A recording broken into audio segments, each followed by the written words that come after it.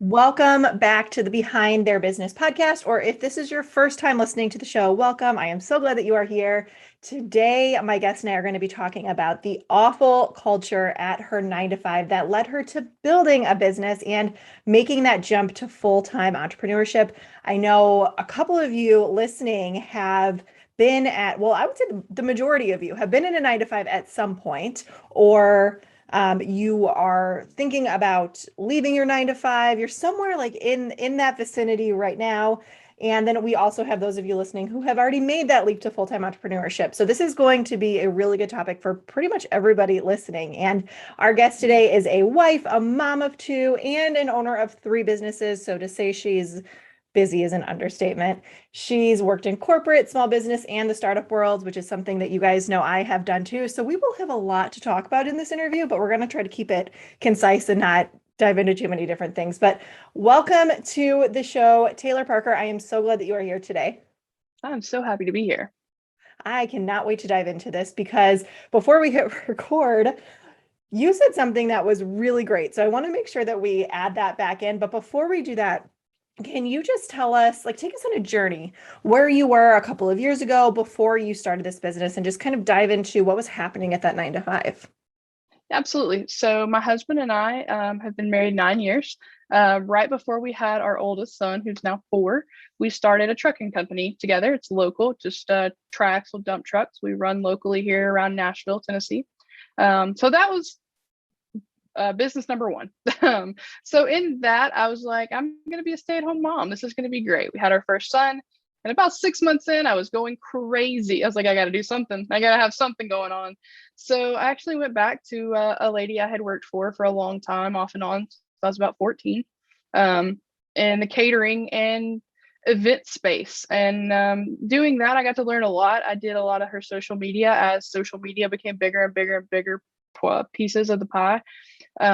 And through her, I learned a ton. I got to experience and learn and grow, kind of as all the platforms did. Meanwhile, doing events and catering and those kinds of things as well. So I had my second son, and he's now 2. And last year, everything just kind of changed with the pandemic and life goals. And I turned 30, and I was like, this isn't what I want to do all the time. I don't want to be away from my kids at nighttime.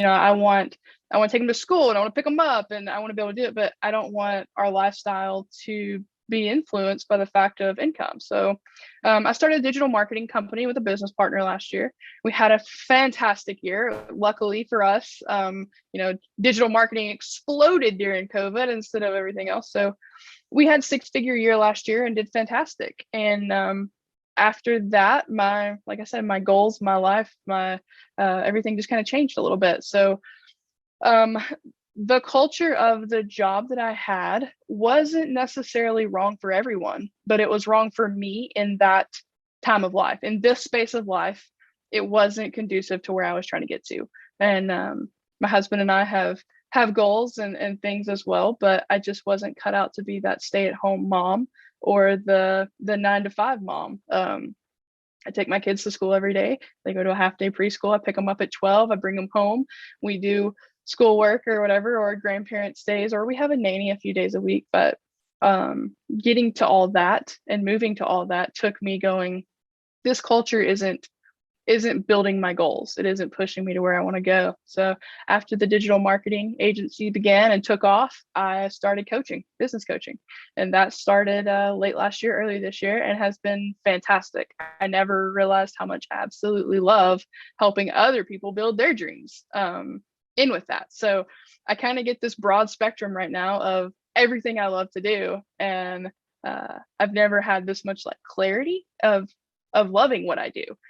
So that's where life is right now, and it's fantastic. I love I tell everyone, the last probably 16 weeks of my life were massive changes. I never really thought I would quit that job. I loved it.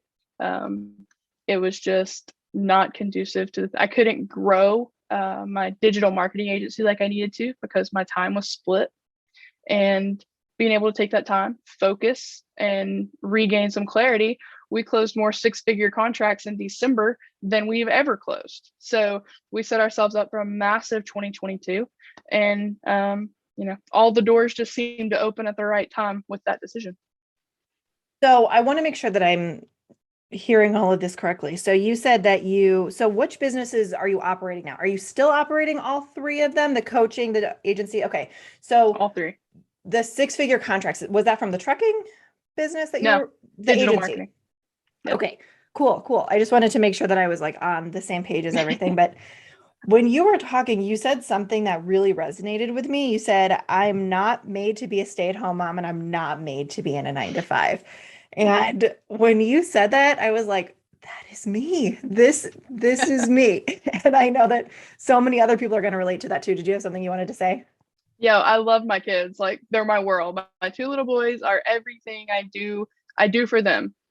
But I also need I'm not the super outgoing one, and I'm not super on like public speaking and being around people, but I do love helping people build their dream. I do love the strategy of digital marketing. I love having my team in place and knowing that I can drop in a project to them and they go, and it's always so good. I run we do a lot of video work, and I have a video animators that are just incredible. Like they send me stuff back and I'm like, my agency did that. Like I get so excited about it. So yeah, that's, I need both of those in my life. I love my kids and my family and our farm and all the things we do with that, but I need the business side of it too.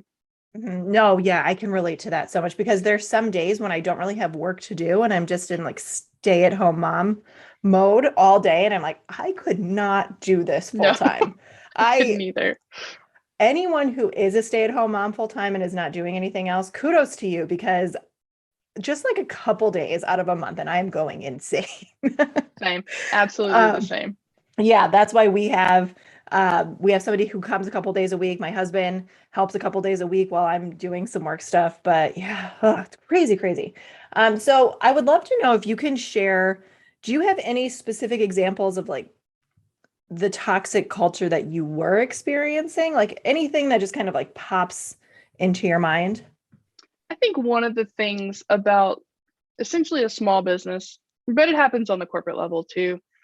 Women are hard to work with. Like we are hard to work with in groups. And the more you add to it, if there's not absolute structure and leadership in that environment, it runs rampant. And it's very easy, even if that's not your mentality, if that's not your default, it's very easy to get wrapped up in things that aren't you, into the drama and the talking about people and the things like that. And those aren't conducive to anything. You're not building a business, you're not generating sales, you're wasting brain power on things that don't matter. And I loathe wasted time. So for me, it was just, I think we all as humans look for inclusion. We just want to fit in. We want our tribe and our group of people. And I think at certain times of your life, you outgrow the tribe, the group, the room you're in. And, leaving that group is hard. It's emotional a lot of times, especially for females. It's not always great. And a lot of times it's not a happy, clean break either. So that adds to it. So, understanding and realizing like, hey, I've outgrown this group and I need to move on is obviously a hard place to get to. But once you get to it and once you move on and you find that next group that supports you and builds you up and encourages you, it's life changing. I also have a business coach and I'm in some mastermind groups, and I sat in one last week, and I just made a post on one of my social pages yesterday about, finding your room and finding your group. And nothing encourages me more than spending a day with them in a room talking about our businesses and having their input, and my business coach, explaining branding looks like in 2021 or from 2021 to 2022 and the things we need to do. And, just that guidance and that level of dedication from people around me makes a massive difference in, my headspace, my workflow, my clients, the way I approach them. So all of those things, I think it's a hard place to get to, understanding that the toxicity, sometimes it's just you, a lot of people thrive in the environment that I left. They love it. it just wasn't the right fit for me for the season I'm in. No, I have so many thoughts right now because as you were talking, I was imagining my own life while I was in my 9 to 5. And I was just remembering like I would be sitting in my cubicle and there would be people all around us and people would just turn around to complain about something to you. And I'm like, what was the point of that? Like I'm sitting here quiet, I'm not even doing anything. And like just this negativity would just come out of left field, or I'd be walking down the hall to go to the bathroom and somebody would be complaining about something. So, Right. but like you said, at the time, you don't really think about it that way. It's just what it is. It's what you know. But once you remove yourself, like you said, I'm also in a couple of different masterminds too. And I look so forward to those days because it's always a really positive and encouraging environment to be in. And it makes it exciting to be there, right? Like when you Absolutely. find those people who connect with you, who understand that it's not crazy to want to have like $1 million businesses, right? Like Yeah. if I told any of 100%. Yeah. yeah, if I told any of those former coworkers that I wanted to have $1 million business, like they would laugh at me. Like, Yeah. And it's not always former coworkers. It's sometimes family. Like, yes, yes, there's people being an entrepreneur and a business owner. It's a lonely world. Like there's not a lot of people. If you're not one, you don't get it. You don't understand the drive. You don't understand the sacrifices. You don't understand, it all seems so far-fetched to the average, person that's not living this life. So I completely get that. I think one of the biggest things that's not talked about in corporate world right now, and it's becoming more and more prevalent, I know, but it's still not there, is culture. The culture, the leadership, it's all, I mean, I know that's a big thing right now. It's still not fixed. It's still a problem. Like we're still not doing enough. Corporations are still not doing enough to fix it. It's not. The people don't understand how to lead other people and how to speak to people, how to handle people. It's a problem. I don't want to share. I have an example of this, but I don't want to share too many details. So let's just say I know somebody. I know somebody who works in a very toxic environment, and the position that the area of the company that they're in, they've worked with this person for many years. This person has been in the company for 20 plus years, and that person was promoted solely to a leadership role, solely for the sake of them being there for so long, right?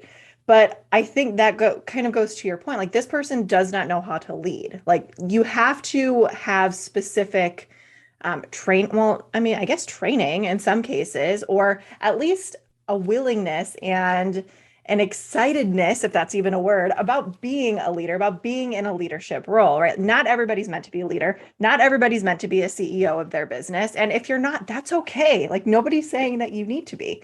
Nobody's saying that you need to start a business. It's freaking hard to start a business.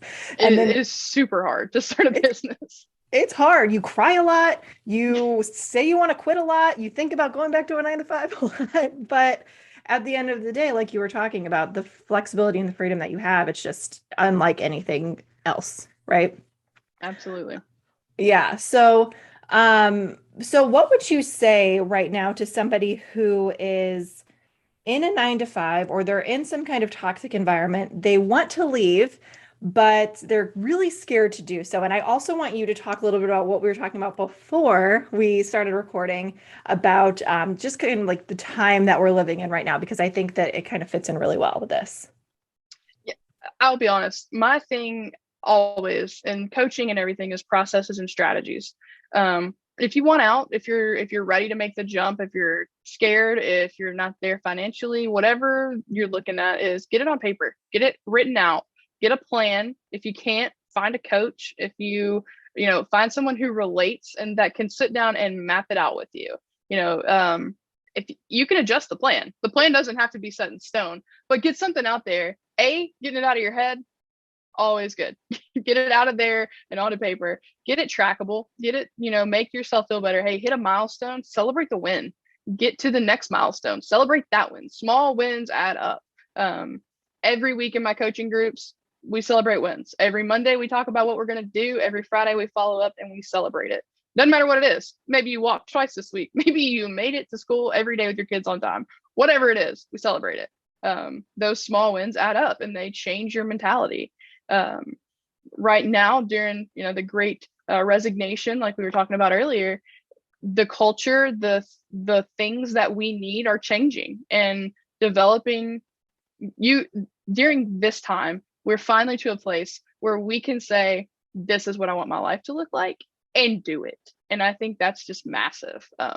The time we're living in, I'm 30, I live outside of Nashville in a really small town. No one ever would have thought I would own 3 6-figure businesses coming into, my 30th birthday here. But having that plan, having that drive, having the strategies, having the people in my life, the right ones to push me, I'm excited to see what 35 looks like. I would say 40, but I'm a little terrified of that number. So I'm excited to see what these milestones look like, because I'm only up in my game. I'm getting in masterminds with, people ahead of me. I'm getting into bigger groups and people that, if I say I want, my businesses are going to be at 7 figures by the time I'm 35, they look at me and go, what are you waiting until 35 for? There's no pushback on that number. It's not crazy to them. So putting yourself in a position to be around people that push you to be better, people that dream and work bigger deals, bigger clients, are always going to push you. The people you surround yourself with influence you, whether you realize it or not. So if you're in that toxic, drama filled environment versus a mastermind group, a coaching group, even just, you don't have to go all out. Just join some Facebook groups for like women in whatever your field is. Make sure they're the good ones. There's some terrible ones out there that are just as bad, just as toxic, but there's a ton of great ones out there that are just, a group of women or a group of people that want to support you. And they're looking for the same things you are: inclusion, growth, the life and the dream that they're trying to build.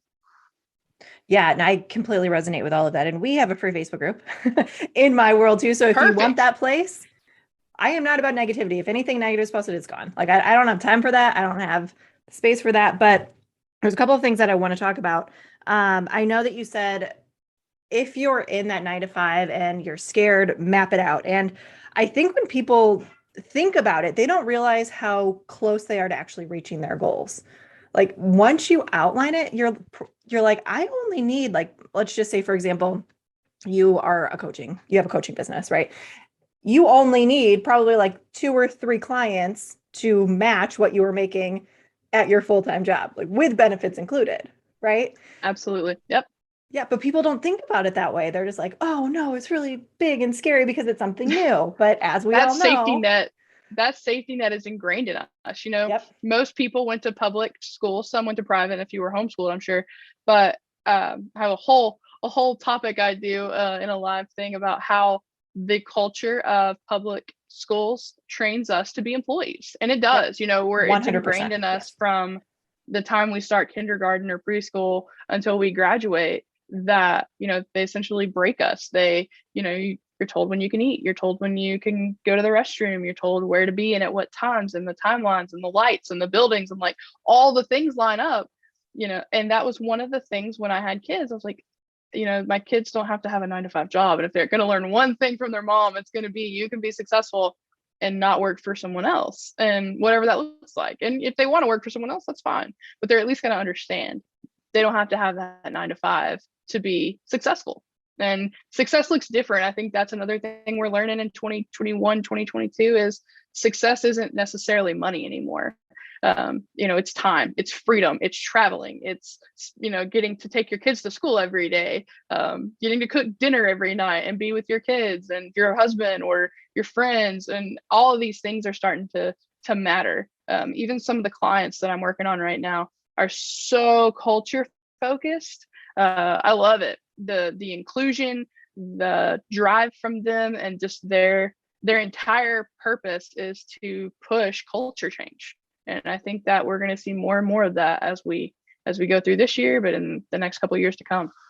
Mm-hmm. Yeah, no, I completely agree. It's not always about the money. And like, I can't even tell you, when I was in my 9 to 5, I was working like 75-hour weeks, and it was terrible. My nervous system was like literally revolting inside of me without me even realizing it.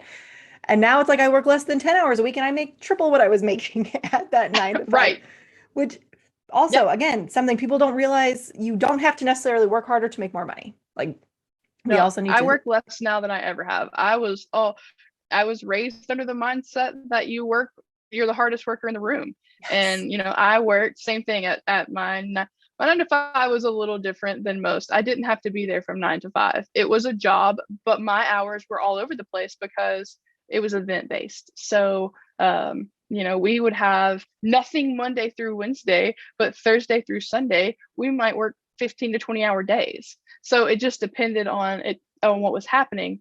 And, I just outgrew it. And like I said, just because it was toxic to me, and you may be in the same place, just because it's toxic to you at the time doesn't mean, the people are bad, that the job is terrible. I think any business, mine included, has places to improve.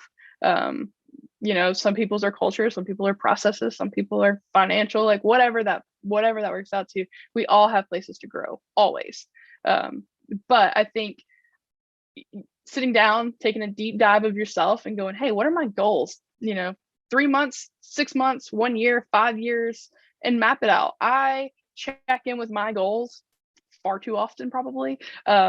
Every Sunday, I sit down and I have just a process, and I go through all of my social media for the week and make sure everything my team has done, I'm good with. Even though I've already approved it once, I double check it all. I pre-plan my meals for the week for my family. I make sure we do grocery runs. We have most everything delivered in these days, but we make sure everything's here for all of that. And I check in with my financial and my goals. And I have spreadsheets for everything, but I check in with those every week. And I have, tabs at the bottom. I've got short term, 1 year, 5 year, 10 year. And my husband and I spend 15 minutes every Sunday while my kids are taking a nap. And that's what we go through those. And we're like, okay, we've done X amount this week. Next week, do we anticipate anything changing? Maybe not. Maybe those 5, 10 years are staying the same, but we're making sure we're moving in the right direction. And I think that's the biggest thing you can do for yourself, is understanding your goals, understanding your desires and your dreams and what you want your ideal life to look like, and then mapping it out and, making small goals and setting them, hitting them, celebrating them, and then making the next one.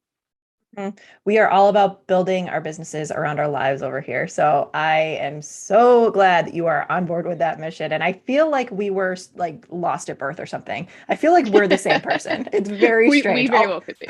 I know. All of the things you were saying, I was just like, that would have come out of my mouth. That would have come out of my mouth. So yes, you said it all so well. That such a good conversation. And I feel like I could just talk to you for days and days and days about all of this. But before we wrap up, you kind of just touched on this, but I know that you have a lot of things going on, just like most people do, especially moms. So I just want to know, what does a quote unquote traditional like week or day kind of look for you? Like, how do you make sure that you're your most productive self? And I know you touched on like dropping the kids off, planning things out, starting on Sundays, but do you want to just like dive into that and give some like tangible tips for people who are kind of like overwhelmed and freaking out right now? Yeah, absolutely. So I I make a schedule. I do not like when my schedule gets adjusted, but it happens far more than I like, especially owning 3 businesses. My sons go to a 8 to 12 preschool every day that's close here. It's a Montessori school that we absolutely love. They go there every day, Monday through Friday. So I spend the first 3 hours or so of that time, usually at a coffee shop, Panera, Starbucks. I have an office, but I honestly like the others a little bit better. So I spend 3 hours there most days, just working through whatever's on the list. I have a team built for my digital agency that handles almost everything. I spend probably less than 5 hours a week managing. A lot of my time is spent on calls, new clients, onboarding, that kind of stuff. That's when most of that happens. I bring them home around noon every day, and I block off 2 days a week to spend with them. 2 days, I don't do anything else. Those afternoons are spent with them. We go to a park or trampoline park or whatever weather permitting allows. We try to get outside, move as much as possible. And then the other 3, we have a nanny that comes and stays with my son till 4. So she's usually here from 1 to 4, and I spend those hours in my office here.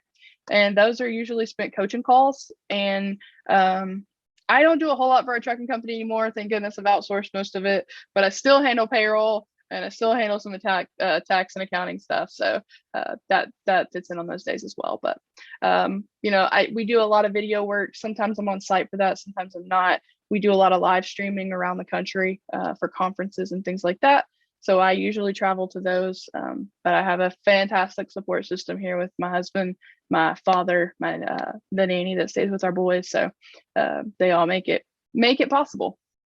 That's amazing. Thank you for sharing that. And yes, having a support system, so crucial, whether it's somebody that you're paying or even a school that you're dropping kids off at, or if it's family, if you're lucky enough to have family around you. So this has 100%. been a really good conversation. Thank you for taking the time to be here and talk to everybody. So if they want to connect with you, where's the best place to do that? Yeah, so it's Taylor Parker Coaching on all platforms, Facebook, Instagram, TikTok, and my website's just taylorparkercoaching.com. And that's for everything. There's digital marketing link there. We do small business up to giant global corporations. So we have a division for whatever. Coaching is probably the newest thing on my plate, but it's probably my passion project right now. It's the thing I love to do. So it's just Taylor Parker Coaching on all platforms. Amazing. Love it. Thank you so much for sharing that. And we're going to link to all of that in the show notes as well. So thank you again for being here. Thank you so much for having me.